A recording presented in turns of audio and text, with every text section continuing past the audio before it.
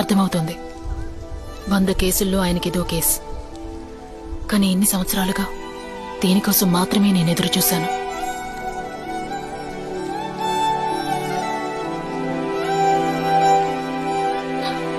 కానీ మనకున్న బలమేమిటో వాళ్ళకి అస్సలు తెలియకూడదు నాన్న. దాని గురించి నువ్వు దిగులు పడకమ్మా, నేను చూసుకుంటాను. వర్షం ఇంకా ఎక్కువయ్యేలా ఉంది. అమ్మేమో భోజనం చేయకుండా ఎదురు చూస్తూ ఉంటుంది. అలాగే నాన్న. రా వెళదాం.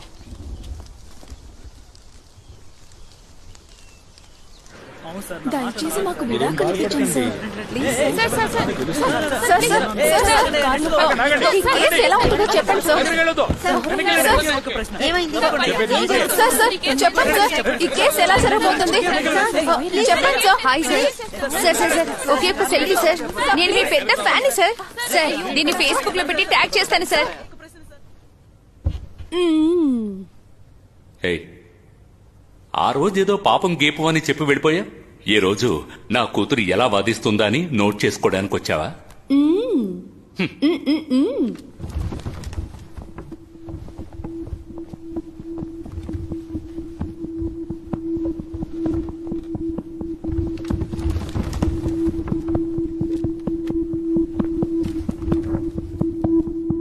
రండి రాజరత్నం సార్, ఎలా ఉన్నారు? బాగున్నాను సార్, మీరెలా ఉన్నారు? బాగున్నాను సార్. ఓకే రాజరత్నం సార్, పోయిన హీరింగ్ లో వెన్నెల కొన్ని డీటెయిల్స్ అడిగారు. అవి మీరు చదివారనుకుంటున్నాను. చదివాను సార్. మీరు ప్రొసీడ్ అవ్వండి. Thank you sir. సో ముఖ్యమైన ఈ కేసులో ముఖ్యమైన సమయానికి నేను ఇక్కడికి వచ్చాను అనుకుంటున్నాను. కొంచెం ఏమరపాటుగా ఉన్న నేరస్తురాల జ్యోతి మదర్ తెరీసాకి చెల్లెలని కూడా చెప్పుండేవారు. మామూలుగా బోన్ లో నిల్చున్న సాక్షుల్ని నిజం మాత్రమే చెప్పాలని ప్రమాణం కూడా తీసుకుంటాం. అలా ఏనాడు అడ్వకేట్స్ అయినా మేము చేయనేలేదు. సో మొదటిసారిగా అలాంటి ఒక సత్య ప్రమాణాన్ని ప్రతిపక్ష లాయర్ దగ్గర తీసుకోవాలనుకుంటున్నాను. First I witness Raman. పాపం ఆయన చూసింది నిజాయితీగా ఆ రోజు చెప్పారు, ఇప్పుడు కూడా చెప్పారు. Honest man. స్టాంప్ సైజులో ఒక ఫోటోని పెద్ద ఎవిడెన్స్ అని చెప్పి తీసుకొచ్చి చూపించారు. ఫోటో ఒరిజినలే, కానీ ఇది 5వ తేదీన తీసింది కాదు, 3వ తేదీన తీసింది. ఆ సంవత్సరం పార్లమెంట్ ఎలక్షన్ లో మిస్టర్ రామ్మూర్తి గెలిచినందున ఆయన పుట్టినరోజుని, ఎలక్షన్ లో ఆయన గెలిచిన రోజుని ఒకే రోజున సెలబ్రేట్ చేశారు. ఆ 3వ తేదీన తీసిన ఫోటోనే పేపర్ లో 5వ తేదీన వచ్చింది. తెలుసు, కూర్చోండి. మీరేం చెప్పాలనుకుంటున్నారో తెలుసు. ఇది 5వ తేదీన తీసిన ఫోటో అని చెప్తారు, అంతేగా? యువర్ ఆనర్, ఈ ఫోటోలో రామన్ పక్కన ఉన్న మురుగన్ 3వ తేదీ రాత్రి తన నాయకుడిని కలిసి వస్తున్నప్పుడు యాక్సిడెంట్ లో చనిపోయారు. అందుకు సాక్షిగా ఆయన భార్య ఇక్కడికి వచ్చారు. నమస్కారం అయ్యా. ఇది ఆయన death certificate. So your honour, Vennela madam చెప్పినట్టుగా ఈ ఫోటోని 5వ తేదీన తీసుంటే మురుగన్ ఆత్మే వచ్చి ఫోటోకి పోజ్ ఇచ్చుండాలి అనే విషయాన్ని సవినయంగా తెలియజేస్తున్నాను. ఇకపోతే తర్వాత విషయం, జ్యోతి యూజ్ చేసిన గన్. 2007వ సంవత్సరం జరిగిన ఓ యాక్సిడెంట్ లో ఊటీ పోలీస్ స్టేషన్ లో ఉన్న ఒక ముఖ్యమైన కేసు ఆధారాలు, ఫైల్స్ అన్నీ కాలిపోయాయి. ఆ కేసు కూడా ఈ కోర్టులోనే జరుగుతూ ఉంది. ఈ డీటెయిల్స్ అని డీటెయిల్ గా తెలుసుకున్న మన ప్రతిపక్ష లాయరు అదొక ముఖ్యమైన అనుమానంగా అడిగారు.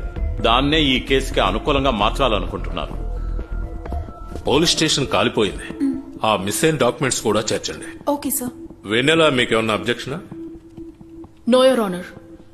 ఈ కేసుని హ్యాండిల్ చేసిన ఇన్స్పెక్టర్ అండ్ ఇప్పుడు డీఎస్పీగా ఉంటున్న అలెగ్జాండర్ ని విచారించాలి. Okay, proceed. నమస్కారం. మే 6వ తారీఖు రాత్రి జ్యోతిని తిరుపూర్ రైల్వే స్టేషన్ లో అరెస్ట్ చేసింది మీరే కదా? అవును, నేను మా టీం డే నైట్ వెతికి తిరుపూర్లో అరెస్ట్ చేశాం.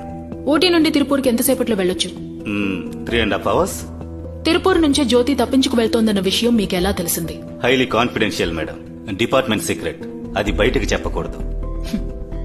పోలీసులు ఊరంతా గాలించిన నేరస్తురాలు ఊటీ నుండి ఎవరికంటా పడకుండా తిరుపూర్కి ఎలా వెళ్ళుంటుంది సార్?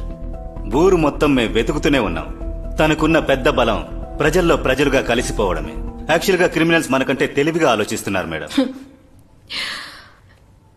సూపర్ హీరో సినిమాలు చూసే అలవాటుందా సార్ మీకు? నేను పోలీసోని మేడం. సూపర్ హీరోల్ని నమ్మను, రియాలిటీనే నమ్ముతాను. కానీ మీరు డీల్ చేసిన ఈ కేసులో రియాలిటీ మిస్ అవుతోంది సార్. ఒక లేడీని అరెస్ట్ చేసేటప్పుడు లేడీ కానిస్టేబుల్ ని తీసుకువెళ్లాలిగా, ఎందుకు తీసుకెళ్లలేదు?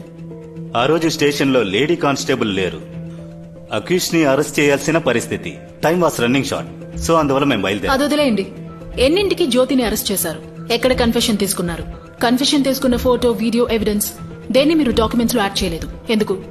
యాక్చువల్లీ మేడం, మీకు కల్పనా శక్తి ఎక్కువగా ఉంటే వెళ్లి నవలలు రాసుకోండి. దాన్ని వదిలేసి నన్ను ఇలా సిల్లీ క్వశ్చన్స్ అడగండి. జ్యోతి కేసులో మీరు రాశారు కదా సార్ ఒక నావెల్. నేనైతే ఖచ్చితంగా అంత ఇంట్రెస్టింగ్ గా రాయలేను. అడిగిన దానికి మాత్రం సమాధానం చెప్పండి. Objection your honour.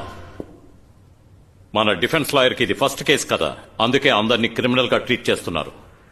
ఒక బిడ్డ ప్రాణం కోసం పోరాడుతుందని తెలిసిన తర్వాత కూడా ఈవిడ చెప్పినట్టు ప్రొసీజర్స్ ని ఫాలో అవగలమా? ఇప్పుడు ఉన్నట్టు అప్పుడు మొబైల్స్ లేవు టక్కన వీడియో తీయడానికి. డిపార్ట్మెంట్ నుంచి ఎవరైనా వచ్చి వీడియో గానీ ఫోటో గానీ తీస్తేనే వీలవుతుంది. దానికి అవకాశాలు లేవు. అందుకే జ్యోతి యొక్క కన్ఫ్యూషన్ ని రాతపూర్వకంగా తీసుకున్నారు. ఇలాంటి అనవసరమైన ప్రశ్నలు వేసి టైం పాస్ చేసే విషయం కాదు యువర్ ఆనర్. చాలా సెన్సిటివ్ అయిన కేసు ఇది. జ్యోతి కేసుకి సంబంధించిన వీడియోని మీరు ఎన్నోసార్లు చూసుంటారు. ఇంకోసారి ఈ వీడియోని ఇక్కడ ప్లే చేయాల్సిందిగా కోరుకుంటున్నాను. ప్రొసీడ్.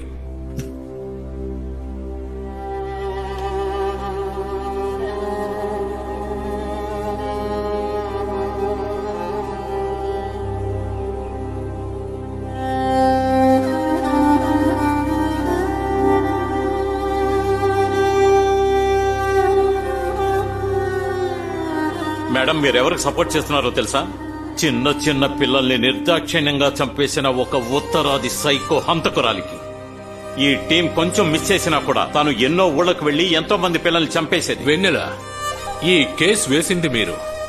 నెక్స్ట్ హీరింగ్ లో రాజరత్నం గారు ఇచ్చిన విధంగా ప్రాపర్ అయిన ఎవిడెన్స్ ఉంటే మీరు ప్రొడ్యూస్ చేయండి. అది వదిలేసి హైయర్ అఫీషియల్స్ ని ప్రశ్నలు అడుగుతున్నట్టుగా అమర్యాదగా నడుచుకోకండి. కేసును డిస్మిస్ చేస్తాను. నెక్స్ట్ హీరింగ్ ఒక రోజు తరువాత. The court is adjourned. ఇలా చూడమ్మా, ఇట్రా. చాలా బాగా చేసావు గానీ ఇది తీసుకో. ఏంటయ్యా ఎంత తక్కువ వెళ్ళమ్మా, తర్వాత చూసుకోవచ్చులే. సార్ సూపర్ సార్, అదరు కొట్టేశారు. You are the best lawyer in the world. Something is fishing. వాడు ఎవరు ఏమిటనే డీటెయిల్స్ వెంటనే కలెక్ట్ చేయి. Okay sir. ఏమ్మా, ఏమీ మాట్లాడకుండా వచ్చేసావు? లేదు నాన్న, రాజరత్నం తను ఆడుతున్న గేమ్ లో నన్ను ఇన్వాల్వ్ చేయాలని చూస్తున్నారు. సమాధానం చెప్పండి ప్లీజ్. ఏదైనా చెప్పి ప్లీజ్ సార్ చెప్పండి సార్. ఏ చోటు?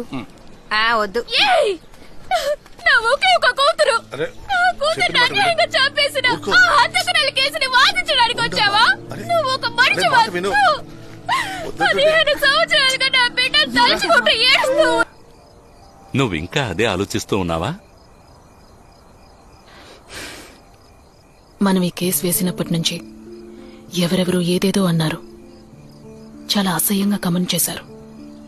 చెప్పు దెబ్బ కూడా తిన్నాను. నేను దేనికి బాధపడలేదు నాన్న. కానీ ఆ తల్లి కన్నీళ్లని నేను మామూలుగా తీసుకోలేను నాన్న. చాలా బాధగా ఉంది.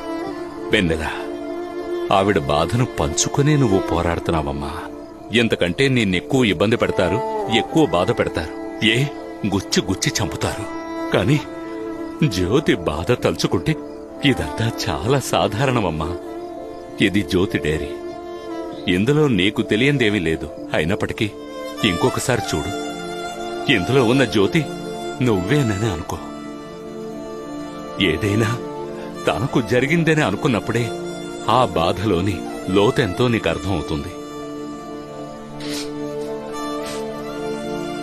వెన్నెల, నువ్వు జ్యోతి కోసం పోరాడుతున్నాననుకోకు. నువ్వే జ్యోతిని అనుకుని పోరాడు. అప్పుడే నీ మనసులోని లక్ష్యం ఇంకా గట్టిపడుతుంది. నిన్ను ఓడించడం ఎవరి వల్ల కాదు. ఇదిగో. పక్షిలాగా రెక్కలు విరుచుకుని ఆకాశమంతా విహరించాలన్న కోరిక ప్రతి ఒక్కరికి ఉంటుంది. నాకు కూడా ఆ కోరికుంది. ఆ కోరికకి జీవం పోయడానికి వచ్చినవాడే అతను. దేవతల్లో మగవారు కూడా ఉంటారని నాకు అర్థమయ్యేలా చేసింది అతను, అతని ప్రేమ. కొత్త వెలుగు, కొత్త జీవితం అంటూ సంతోషంగా ఉన్నాం. కానీ అంతా 6 నెలల వరకే. పరువు కోసం నా కళ్ల ముందే నా దైవాన్ని చంపేశారు. చీకటి కమ్ముకున్న ప్రపంచంలో ఒంటరిగా మళ్లీ నా పయనాన్ని కొనసాగించాను, నా ఇంకో దేవత కోసం.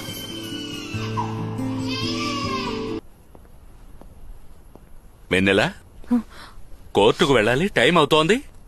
త్వరగా రెడీ అవ్వాలి కదా. వస్తున్నా. యువర్ ఆనర్, ఈ కేసులో నేరస్తురాలిగా నేరం మోపబడిన జ్యోతి గురించి వచ్చిన దగ్గర నుంచి రాజరత్నం సార్ ఒక విషయాన్నే పదే పదే ఎత్తి చూపుతున్నారు. జ్యోతి నార్త్ ఇండియా నుంచి వచ్చిన పిల్లల కిడ్నాపర్ అని. ఈ కేసుని హ్యాండిల్ చేసిన పోలీసులు జైపూర్లో కిడ్నాప్ అయిన ఓ చిన్నారి కేసుని ఆమెపై మోపారు. కానీ నిజమేంటంటే జ్యోతి నార్త్ ఇండియా మహిళ కాదు. ఏంటి? జ్యోతి నార్త్ ఇండియా మహిళ కాదా? ఈ ప్రపంచానికే తెలుసు తాను ఉత్తరాది నుంచి వచ్చిన ఒక హంతకురాలని. తాను ఉత్తరాది నుంచి రాలేదని నిరూపించడానికి మీ దగ్గర ఆధారం ఉందా?